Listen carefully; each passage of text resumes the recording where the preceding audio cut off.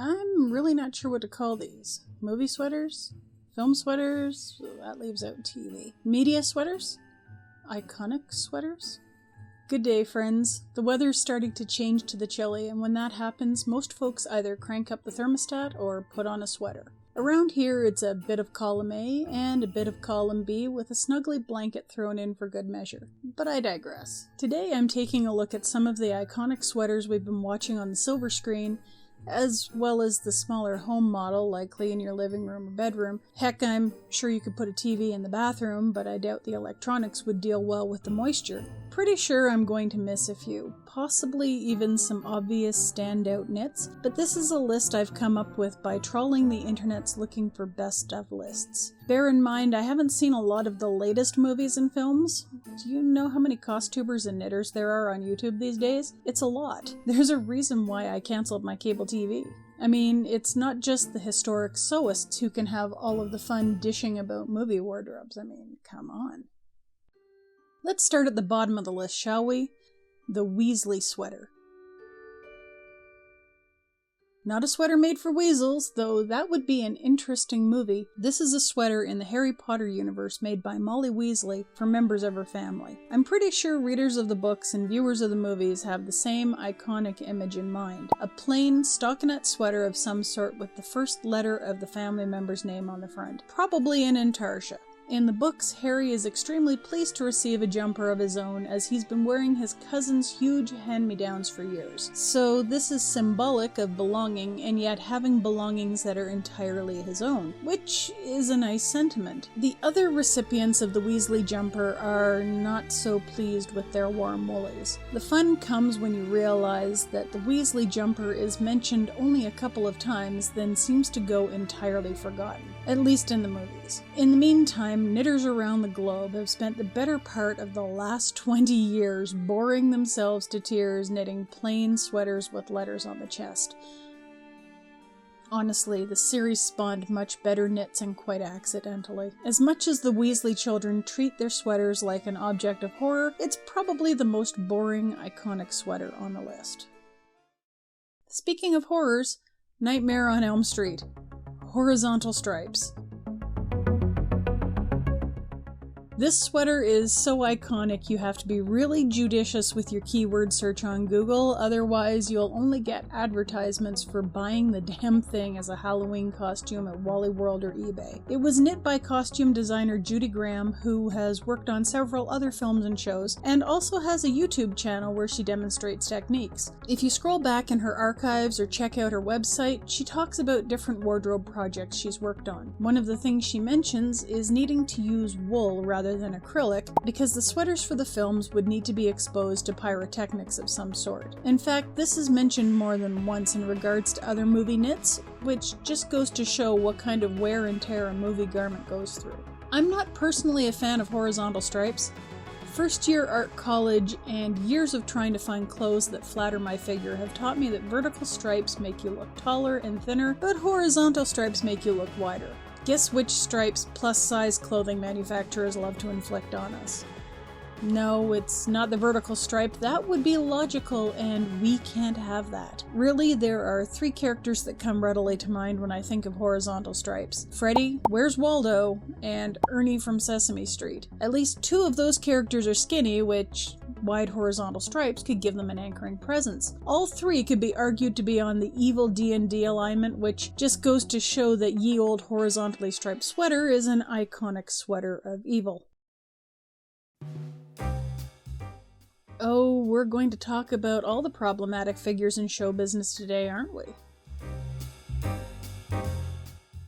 The Cosby Sweater. Whatever your opinion of the actor himself, Heathcliff Huxtable rocked some pretty fashion-forward sweater designs in the 1980s. Pop art at the time was bold and vibrant, often incorporating thick curving lines, strong colors, and patterns that indicated some sort of frenetic movement. The sweaters themselves are busy and colorful, often bringing to mind a K-facet colorscape. Other times, the patterns become more textural. According to a Collector's Weekly article I found online, the sweater was a solution to issues on many TV sets, sets, identifying characters and getting close-ups. Cosby was fond of improvising, and if a director could get a close-up shot of the improv, it could make or break the episode. The last thing you need, however, is a wardrobe malfunction, costing you the shot. Clothing moves in different ways, and the material in a shirt or jacket can cause all sorts of continuity errors.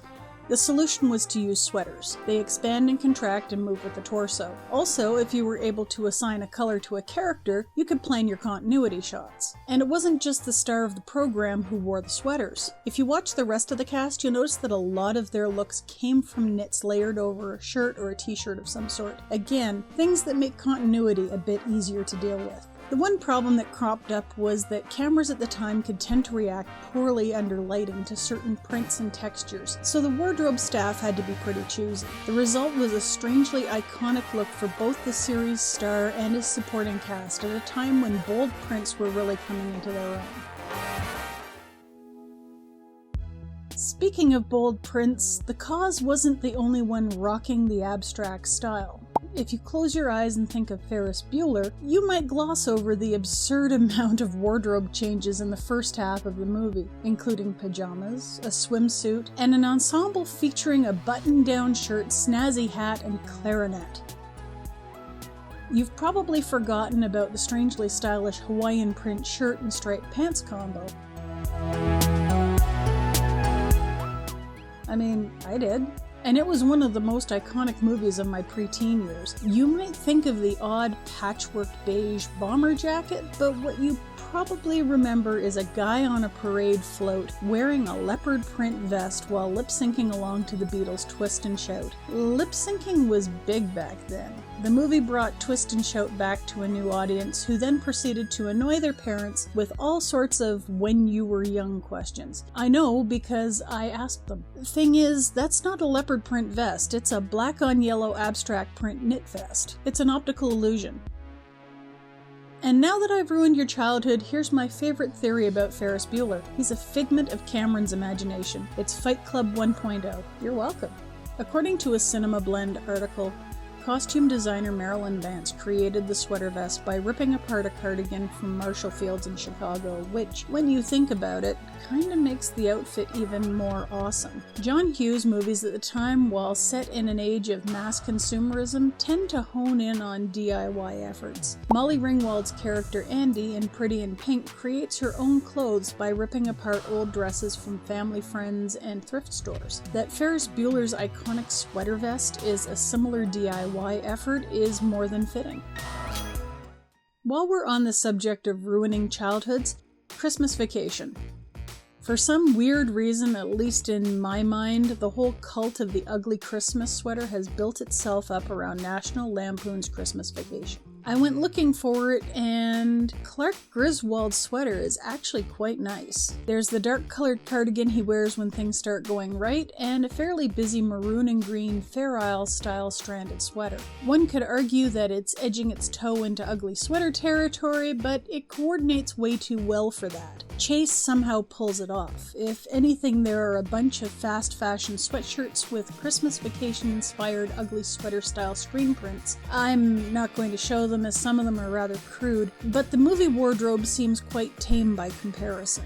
Mark Darcy's ugly Christmas sweater in Bridget Jones' Diary, on the other hand, is just unfortunate. Like many young people of the 80s, I grew up with the iconic image of the Fair Isle ski sweater. Clark Griswold's green and maroon stranded sweater is tasteful in comparison to the color-worked reindeer or other winter-themed images that usually frolicked across the upper chest region. Even Marin Cadell, in his 1991 song The Sweater, remarks, "Now, if the sweater has, like, reindeer on it, or is a funny color like yellow, I'm sorry, you can't get away with a sweater like that. Look for brown or gray or blue. Anything other than that, and you know you're dealing with someone who's different. And different is not what you're looking for." The ugly Christmas sweater is intentionally different. So different that it's now the norm. We're used to seeing guys in commercial Fair Isle style sweaters with felt applique images and tinsel bits hanging off here and there, and maybe that's a good thing. I find these sorts of sweaters are somewhat endearing, at least in comparison to the screen-printed sweatshirt monstrosities. They show a smidgen of effort, and sometimes a smidgen of effort goes a long way.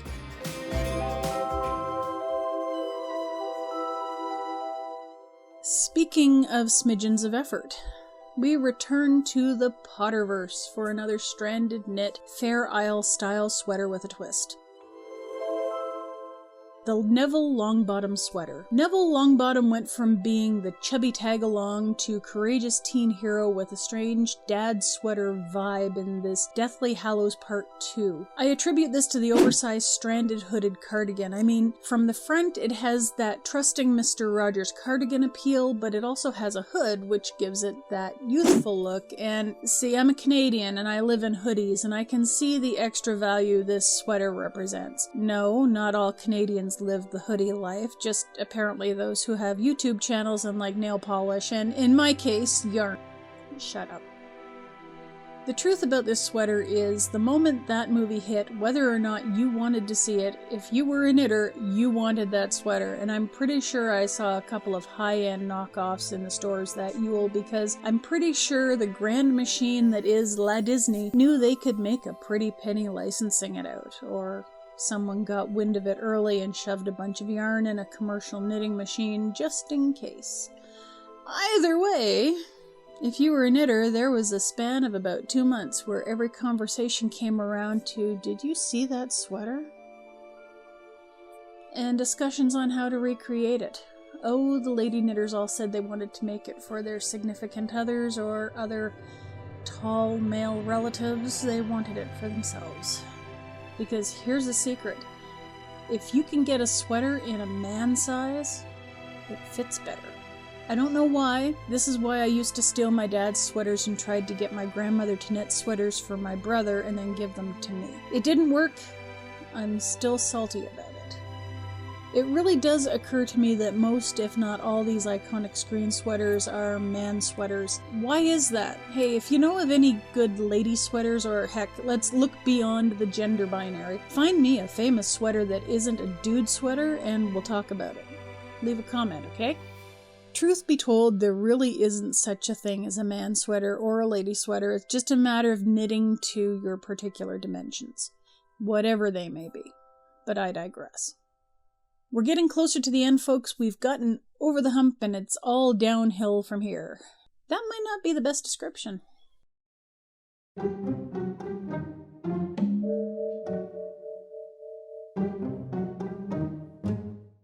One of the most popular movie sweaters in recent memory that men actually wanted to wear themselves is the Chris Evans Knives Out sweater. This is a traditional cable knit Aran sweater in a cream-colored yarn. One of the details that many people may not have noticed is the fraying on the cuffs and hem. The costume designer says that's to show the character wears expensive, light-colored knit sweaters, but doesn't take care of them. I can see how they might try to convey that message, though the fraying to me would indicate it's an old sweater that he continues to wear despite the fraying. That's been my experience living with men, spouse, parent, brother, who counted knits among their favorite garments. If they really wanted to show that the character could afford the best clothing but didn't take care of it, I wouldn't have chosen a commercially made sweater. The seams at the shoulders are a dead giveaway. I'd have chosen a thick, hand-knit Lopi ski sweater, possibly in a white or light gray color, but dirty. Rips and tears can happen and are often patched or darned. A Lopi sweater is incredibly expensive, and if he was sporting mustard stains, oh yes, I'd know he was an entitled brat. Of course, I'm also someone who participates in knitting culture, so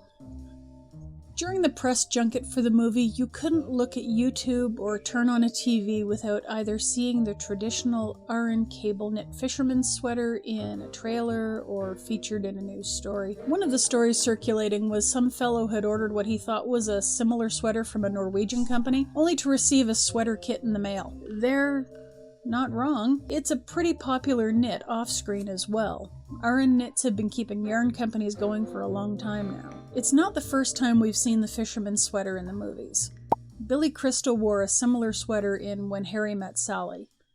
Seems that whenever you want to portray a somewhat intellectual East Coaster who might be a little rough around the edges, you get out the off-white wool and the cable needle. The good news is that if you don't happen to be possessed of the patience to knit this style of sweater yourself, and you can't seem to con any other knitter into doing it for you, you can purchase one fairly easily. I seem to recall LL Bean made a very similar model, and back in the 90s when I last purchased from them, they made long-lasting products, so have at 'em, internets.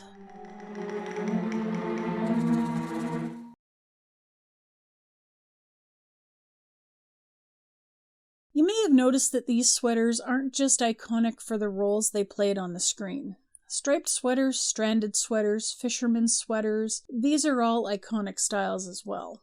The next 3 iconic sweaters share a connected Canadian history. It's hard to tell where to start.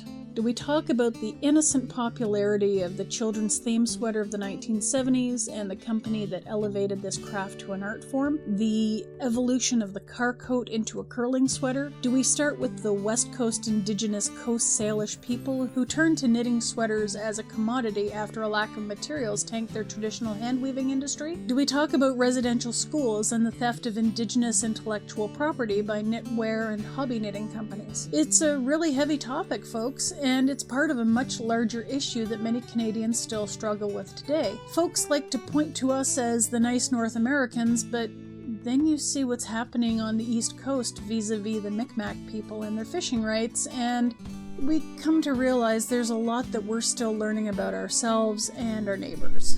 And there's still a lot of social issues we're trying to wrap our puny brains around. I want to do a more in-depth look at the Cowichan sweater and its heritage, but there's a lot to unpack, and it really does deserve its own episode, or series as the case may be. Also, my viewpoint as a Canadian with a long settler heritage could be seen as highly skewed. Suffice to say, the Cowichan sweater began to emerge in the 1920s and 30s when the car coat, a longer jacket meant for motoring that wouldn't ride up while driving, became more popular.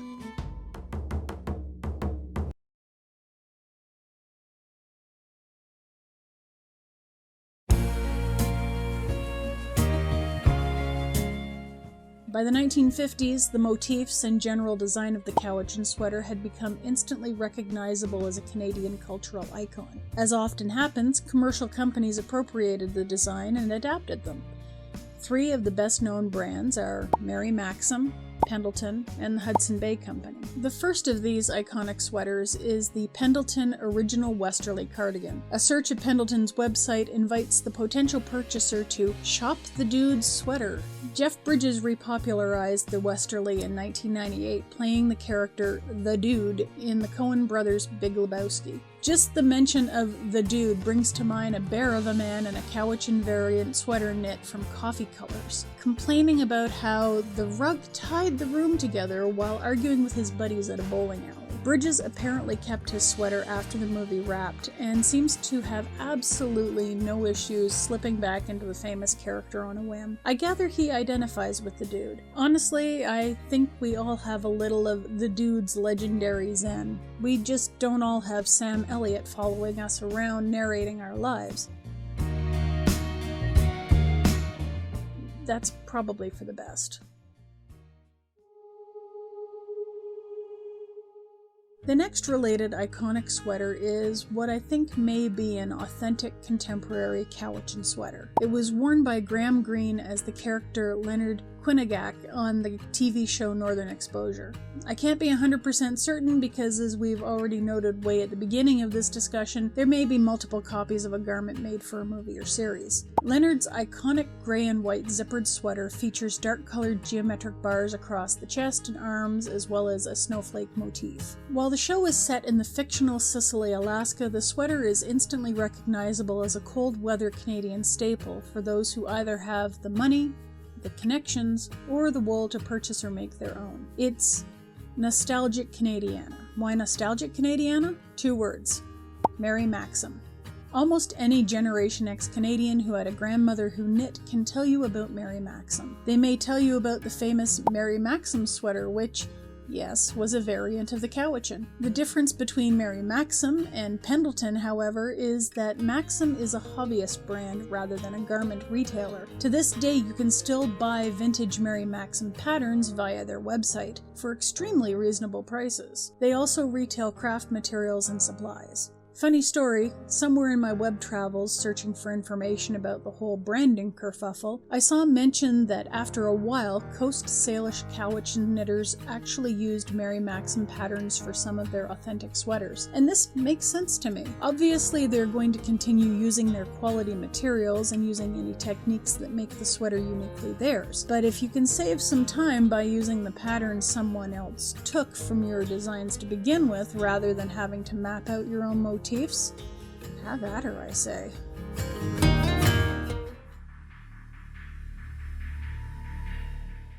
The other style of iconic sweater that knitting grannies looked to Mary Maxim to provide was the "I have a grandchild who likes things" sweater. Essentially, this boils down to a sweater with perhaps a pair of crossed baseball bats on the chest, or a ballerina, or a figure skater, or maybe the Apollo 11 rocket.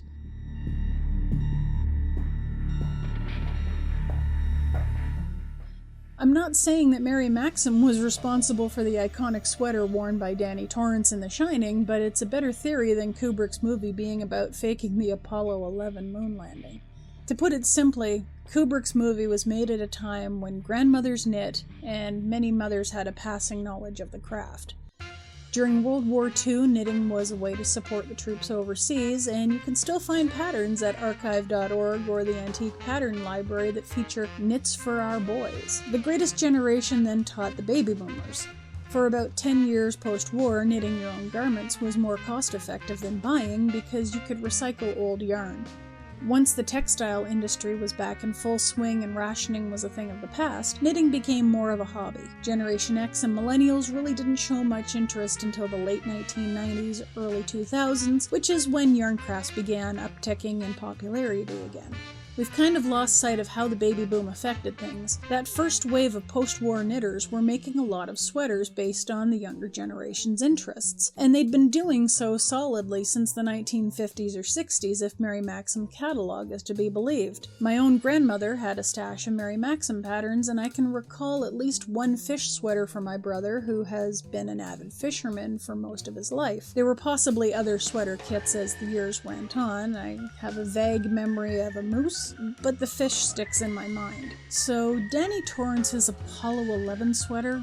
In world, I suspect it was a hand-me-down from a thrift store or a neighbor or a family member. I remember those options being very popular for young families trying to save money in the 1970s before the most trivial things required government standards testing. How do I come to this conclusion? The Apollo moon landing was in 1969, a good 10 or 11 years before the release of the film and about 8 years before the release of Stephen King's novel. In the 1980s, it really wasn't odd to see a kid wearing old clothes from a sibling, a cousin, or a neighbor whose kids had outgrown them. I came across the following information in a New York Times article talking with Stanley Kubrick's assistant, Leon Vitali, about some of the wilder theories espoused by armchair analysts in the movie Room 237. That was knitted by a friend of Milena Canonero, the costume designer, Mr. Vitali said. Stanley wanted something that looked handmade, and Milena arrived on the set one day and said, "How about this?" It was just the sort of thing that a kid that age would have liked. He's not wrong. Kids back in the 80s loved space. Otherwise, we wouldn't have had such stellar movies as Starman, The Last Starfighter, or Space Camp. Either way, it's a superb bit of world building, and once put into context, knitting nostalgia.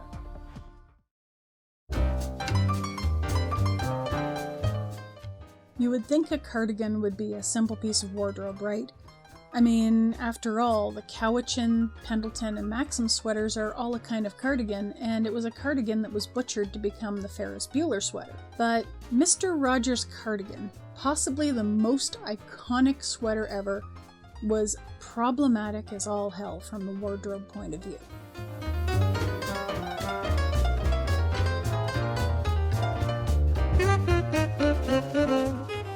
It's the perfect sweater, though. By now, those of us who were raised with Fred Rogers' gentle wisdom are aware that the sweaters he wore on screen were made by his mum. But sweaters made by Mum have a limited lifespan. I've mentioned before that my grandmother was a sweater knitter. She made sweaters for the whole family, often in less than a month per sweater. That's hand knitting, not using any automated processes like a knitting machine. And I'm not knocking knitting machines. They have their place, but this wasn't the case. Granny's sweaters are the kind of thing my family hoards and values. Mum has patched and darned Dad's cardigans and pullovers. I have about 3 sweaters Granny knit for me stashed away, thankfully knit after I reached my adult height. I also stole one of Dad's sweaters because, as I mentioned earlier, men's sweaters have their own look and feel. Someday I plan on analyzing and recreating that sweater because it's just the most comfy thing in the world. That poor thing has seen some shit. I mean, there are poles and ladders everywhere.